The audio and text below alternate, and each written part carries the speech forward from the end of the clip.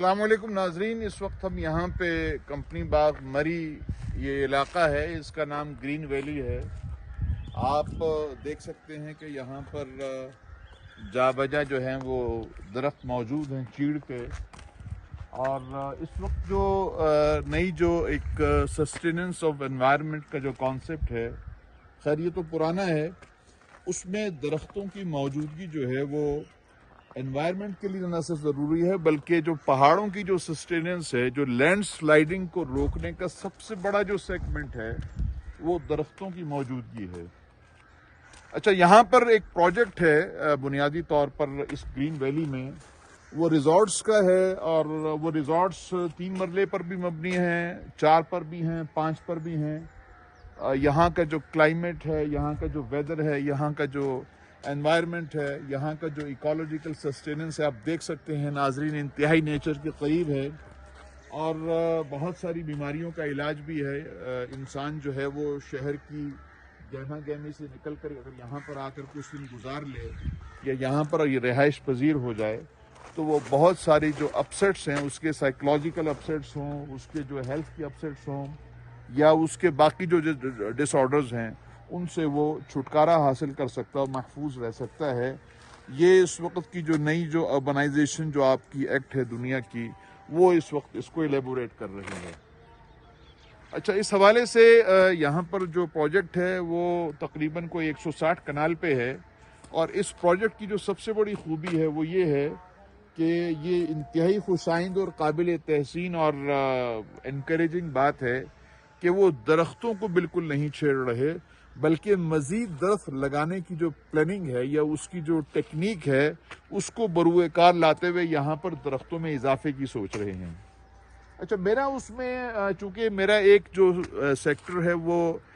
Forestry ہے، اور forestry جو ہے وہ سیکٹر ایگریکلچر کا بھی ہے، میری تجویز یہ ہوگی کہ کچھ یہاں پر ایسے درخت بھی لگائے جائیں چیڑ کے علاوہ، جو مثلاً پھلدار بھی ہوں، پھولدار بھی ہوں، ہر حوالے سے وہ بینیفیشل بھی ہوں۔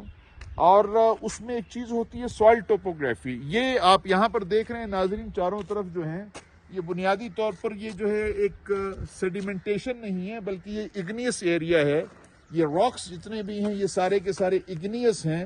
اور جو ایریا اگنیس راکس پر مبنی ہوتا ہے ماؤنٹینس، وہاں پر لینڈ سلائڈنگ کا خدشہ اس وقت بڑھ جاتا ہے جب وہاں پر درختوں کی تعداد جو ہے وہ کم ہوتی ہے۔ تو میں کم از کم اپنے حوالے سے آپ کو یہ کہہ دوں کہ میں ایک بے ہنگام اور بے ہنگم قسم کی بڑھتی ہوئی جو یہ ڈیولپمنٹ کے نام کے اوپر، بلڈنگ کے نام کے اوپر آپ نے کنکریٹ کا جنگل کھڑا کر کے درختوں کو کاٹ کر جو بنا رہے ہیں، ہم سراسر اس کی جو ہے وہ مخالفت اس لیے کرتے ہیں کہ انوائرمنٹ کی سسٹینیبلٹی خطرے میں ہے، اور ہر سال جو ٹیمپریچر ہے کہ جو اس کا گلوب کا وہ بڑھتا چلا جا رہا ہے، لہٰذا اب رہائشوں کو ایسے پلان کرنا ہوگا کہ آپ درخت لگاتے جائیے، اور جو آپ کی جو کاربن کاربن جو سی ایف سیز ہیں جنہیں آپ کہتے ہیں کاربن فلورو کمپاؤنڈس کی جو گیسز ہیں ان کی امیشن کم سے کم ہو، یعنی گرین ہاؤس گیسز میں 2 آتی ہیں، کاربن مونوکسائڈ اور کاربن ڈائی آکسائڈ۔ یہ جو درخت ہیں یہ کاربن سے اپنی خوراک بناتے ہیں، اور تمام ایئر کی کاربن کو یہ ایبزارب کر کے بنیادی طور پر ہمیں آکسیجن پرووائڈ کرتے ہیں۔ یہ صرف 2% ہے، باقی اس کی جو زیر زمین پانی ہے یا سمندروں کا اور دریاؤں کا پانی ہے جسے ہمیں اسٹور بھی کرنا چاہیے۔ یہاں پر بہت سارے آپ دیکھ سکتے ہیں ڈپریشنز ہیں،